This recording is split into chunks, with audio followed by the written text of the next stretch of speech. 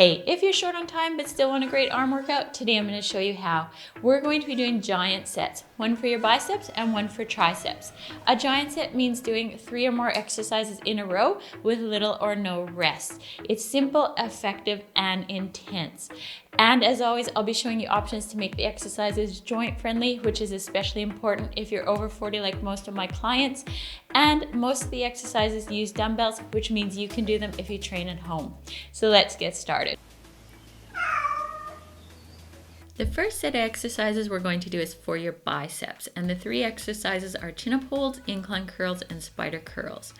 It's common to place the hardest or most technical exercise first when doing a giant set, especially when that exercise requires the most coordination, focus, and strength. And that's definitely the case here because the chin-up holds are really tough. And don't worry if you can't do these, I have an easier and a home option that I'm going to show you soon. The chin-up hold pre-exhausts your biceps, which just means that we're making them tired before we move into the other exercises. And that means you don't have to lift as heavy on those subsequent exercises, which makes them more joint friendly. The chin-up hold itself is also more joint friendly because it's an isolation movement, meaning you aren't moving any weight up and down, you're just holding on and contracting your muscles really hard. A couple of tips for doing the chin-up hold. You're going to see that I'm using my training straps here to wrap myself to the bar.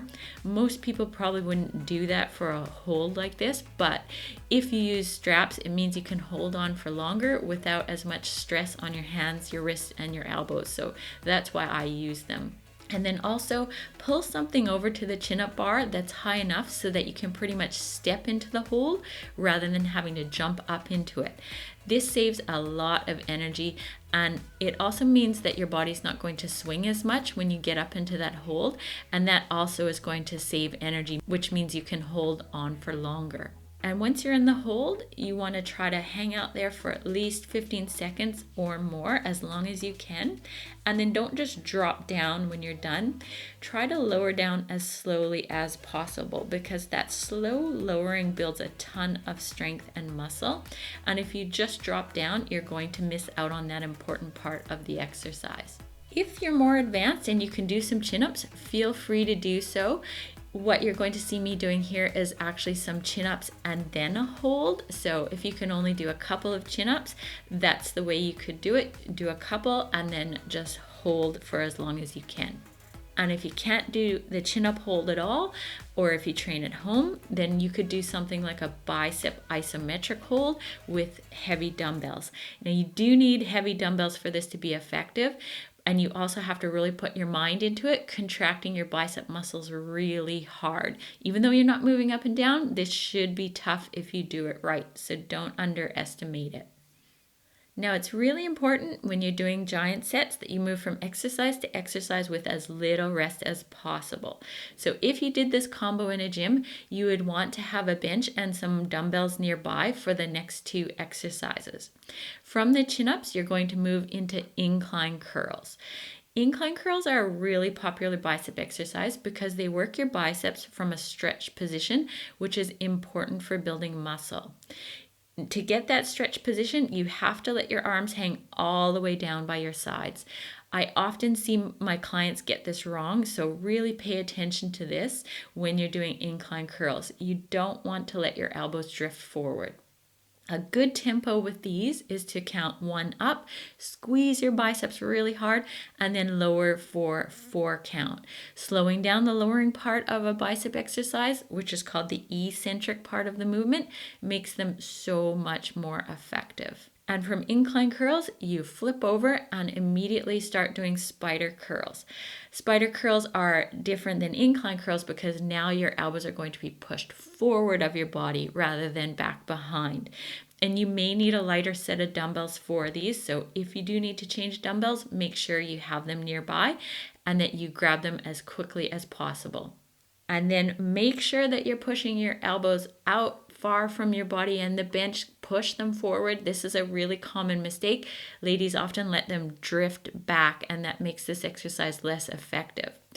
And if you're heavy chested and find this position tough, one option is to get up really high on the bench, which gets your chest off more, and that's going to make it feel more comfortable for everyone, regardless of whether you're heavy chested or not. And again, move nice and slow using a tempo where you slow down the lowering part of the movement.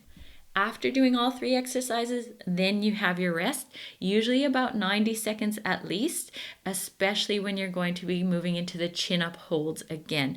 It's really important that you rest, because if you don't, you're not going to have the energy to do this combo again. The next set of 3 exercises is for your triceps, and we're going to be doing a landmine press, skull crushers, and kickbacks. If you don't have a setup for a landmine, but you have an Olympic bar, you can easily make a setup by wedging the bar against something heavy, like a heavy dumbbell or a bench or even the corner of a room, but just make sure you add some padding. And don't worry if you can't set up a landmine press. A really good substitute for this would be a chest press with your elbows tucked in really closely, which is going to target your triceps more. And in fact, that's what I would often do anyway, because in a busy gym, it's just easier than setting up the landmine. But today I wanted to show you something a bit different. The landmine press is a really cool exercise and it's super tough. So if you can give it a try, I think you're going to like it. What you want to do when you're doing this is to keep your elbows tucked in at least shoulder width or even a little bit more, which is going to mean you're going to be targeting your triceps more than your shoulders and your chest. You're going to hit those areas too, but if you do this right, you should feel your triceps. And I'm doing this kneeling because kneeling makes it harder and means you don't have to lift as heavy, which again is more joint friendly. It also means you're going to be using less momentum, less of your body to push it up, which is important. It's going to make the exercise more effective. So make sure that you don't bounce the weight up. You want to move really slow and make those triceps work hard. And then you only want to come down with the bar until it's about level with your mouth, not any lower, because often that means you're going to use momentum to push it up again. And it's also going to be a little bit more dangerous for your shoulders.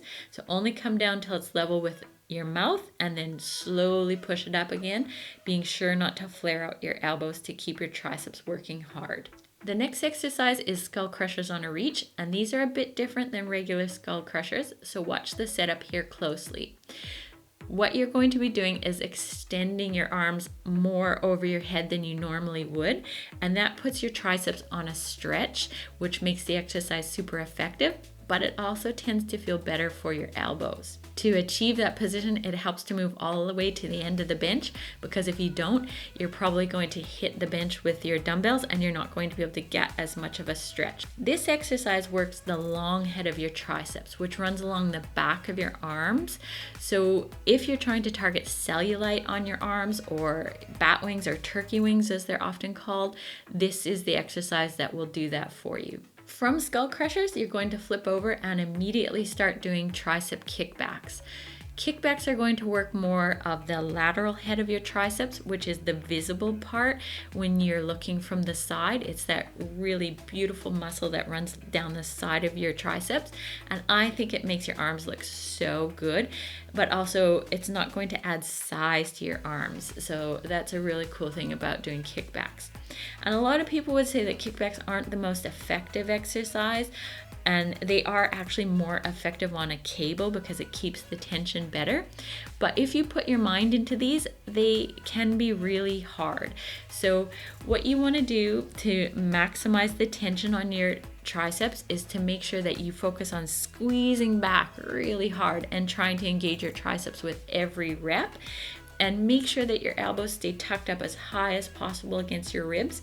When I do these with clients, I see them drop their elbows so often, and that makes this exercise so much less effective. So make sure that you're not cheating. Keep your elbows tucked up really high against your ribs.